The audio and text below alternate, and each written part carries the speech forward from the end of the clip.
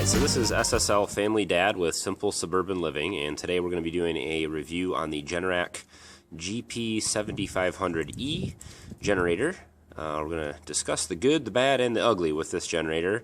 I've had the generator itself for about 4 months here, and I've been fairly impressed with the generator. I'm going to talk a little bit about some of the things I've liked and haven't liked, and some of the trouble that we've run into with it. So hopefully this will help someone make a purchase decision if they're looking for a generator for their home. So go through a few of the specifications here, and then we'll talk about some of the pros and cons. So this is a 7500 running watt or continuous running watt generator, so you can have this hooked up to your house or whatever else you want to hook up to it, and you can continuously max it out at 7500 watts. For any starting motors that draw a little bit more when they start up, like a refrigerator for instance will draw sometimes almost double the wattage for just a few seconds when it starts up. It does have a spike capacity of about 9400 watts. It's 9375 here. So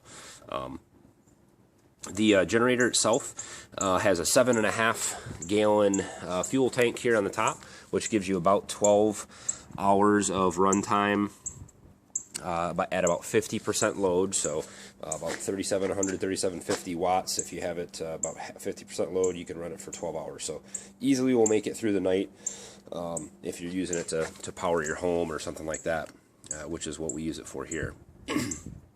It is an electric start, so there's the little starter there, and it's got a tiny little 12-volt battery. Which is one of the features that I liked about it a lot. The electric start is great. It starts right up. This generator is a little bit tough to pull start. It is a higher compression engine, I think, and it does require a little bit of muscle to pull start it. It still starts up after 1 or 2 pulls, no matter what you do, but it is definitely tough to pull. So the electric start is definitely handy. It's got a really rigid frame. It's got nice little rubber grommets underneath here to stabilize it when you set it down so it doesn't vibrate in that. Real tough wheels. It's got a nice little fold-up handle here to move it around, so that works pretty well. I do like the handles that come out in like a square. They're a little tougher. This one's fine. It works well. It does its, serves its purpose for the generator to move it around, but it does seem like it could be a little bit flimsy if you, I guess, are really cranking on it to get it over bumps and stuff like that, hauling it through your yard. This is an overhead valve engine. It's a 420cc engine. It's a pretty beefy little motor in it, and fuel shutoff, and that is over here. Choke, air cleaner on this side. On the front, back to the front panel here, as far as the electrical hookups go, which is what most people are probably interested in. You've got your 30 amp 240 volt or 220 volt twist lock connector here.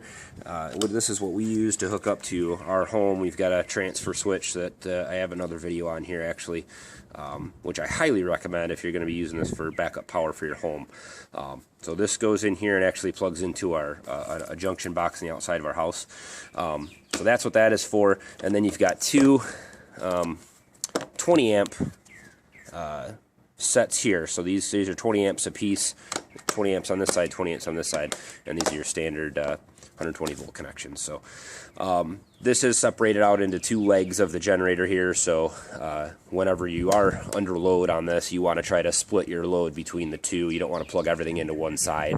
The way the generator works, you actually put more stress on one side of the motor there, and it'll actually wear it out quicker and can cause balance problems and stuff like that if you run it for long periods of time without running equal load off of each side here. So hour meter on the side here. This one's got about 46 hours on it, and then I've got your switch selector for start, run, and off. And then below that is the battery charger connection. So I'll go right into that. Basically, one of the things I did not really care for about this generator is that in order to charge the battery, which runs the electric starter, you have to plug in this little adapter plug here. And this you just have to keep plugged in your garage, or plug it in. What I do is just plug it in for a day once a month just to make sure that the battery's charged. That's fine and dandy and it works well. However, when you do have to run the generator for an extended period of time, we had to run it for about 5 days here. You know, it ended up where the battery ended up dying on the generator. You can't really plug this in directly to the generator while you're running it to charge the battery because it falls out because it's vibrating. So you have to get like an extension cord and plug it in and leave it laying out here. And then if it's out and the ground's wet or there's snow or anything, you got to try to keep it out of the water. So it's just kind of a pain. It would be nice if the generator had it charged itself right from the generator, which to me kind of made sense, but I was surprised to see that it didn't charge itself while it ran. So that's one of the things I didn't care for. I like the electric start. I wish that it did have a charge on it, automatically charge it while it's running. So as far as maintenance goes, there's a little oil fill plug here. Real easy to change oil, and this is the oil plug. There's no oil filter on this engine, so they do recommend that you change the oil after the first 30 hours, and then you change it, I think, every 100 hours after that of use, or once a year, I think. It says in the manual there. So pretty easy maintenance. I've changed the oil in it once. It's just, drain it out, fill it up. Takes 10W30, I think, or 30 SAW, or 30 weight oil. So, standard lawnmower oil, stuff like that. As far as the power output on the generator goes, what can you run with it? For instance, we have this hooked up to our home here through a transfer switch, so we can power 10 circuits in our home. And again, I have a video I'll link to that transfer switch, which is really nice. That allowed us to run just about everything we wanted to run. I mean, we've got a deep freezer out in the garage. We were able to run our furnace. We were able to run our well, which is a 220 volt well. We were able to run our regular refrigerator inside, microwave, coffee pot, all of our chargers. I have computer equipment, our modem and routers for our internet service. I've got a couple routers in the house, wireless internet router, wireless routers, and so we were able to stay online, and we really were able to run just pretty much everything. We also had a couple electric heaters hooked up initially to it before I had the transfer switch, and it ran 2 real beefy electric heaters pretty much non-stop. So real powerful generator, very nice as far as power output goes. One of the disadvantages that I've found is that it is very loud. So if you compare this generator to another, like a Briggs & Stratton, or one of the off brands at Home Depot or Lowe's or something like that, it's probably comparable, or maybe even a little louder, because it's a pretty beefy engine. But it is not the quietest generator out there. If you're looking for a quiet generator, I would highly recommend a Honda. I borrowed a Honda from a family member, and it was extremely quiet. I mean, you could barely hear it running outside. So with this, I just prop a board up against it. Right now, I'm going to build a hut for it outside, but if you just deflect the sound away from your house, maybe set it back from your house 15 or 20 feet, and it doesn't really, you can hear it running, but it's not too bad. So, but it's definitely one of the louder generators I've heard.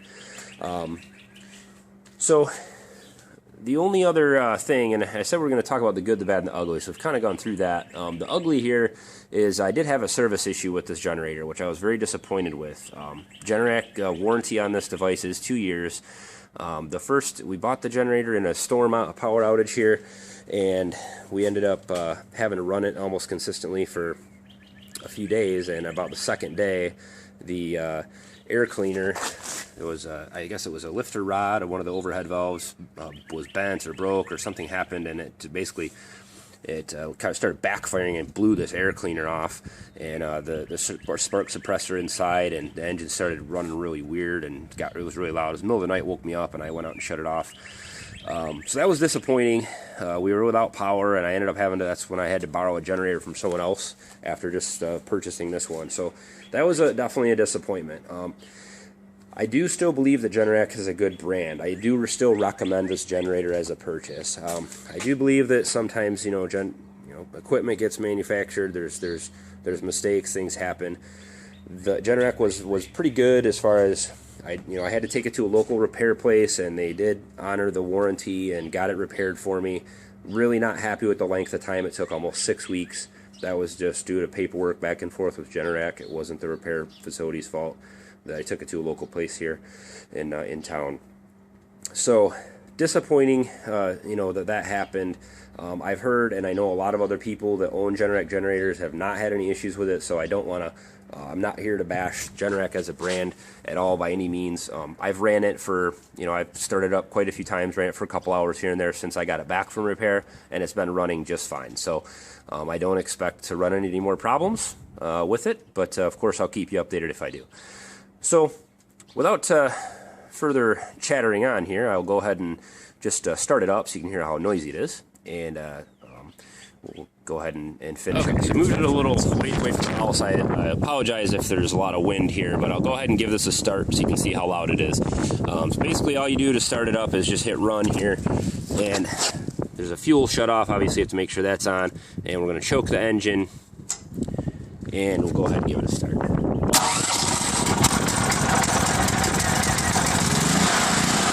That's pretty much it. It always starts right up within, you know, 1 or 2 cranks of the engine, so I'm very happy with that. Runs real well. Again, I'm stepping back here so you can hear me because it is loud. If you're going to have one of these for your home, I definitely would recommend building a little shelter outside for it if you're going to use it for backup power, which is what I'm going to do down the road. So under load, you know, it really doesn't strain that much. I mean, we had it running continuous at about 4,500 to 5,000 watts when it was hooked up to our house, and you know, it really doesn't strain. It's really a powerful little generator, so definitely good for whole home power. We'll get back up close to it here and shut it off.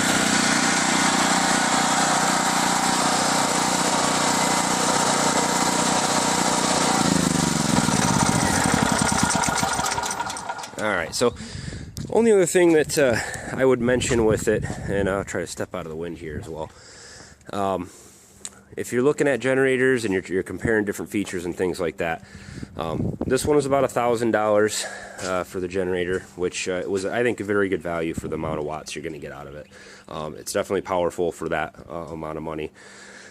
The only thing that you want to consider too, there are other types of generators out there. If you're really looking for whole home power and you've got more money to spend, I would recommend looking into what's called an inverter generator, or a generator that puts out a clean or pure sine wave source of electricity. So if you're not sure what that is, I would do a little bit of research, but this puts out a modified sine wave type of electricity, and what that means is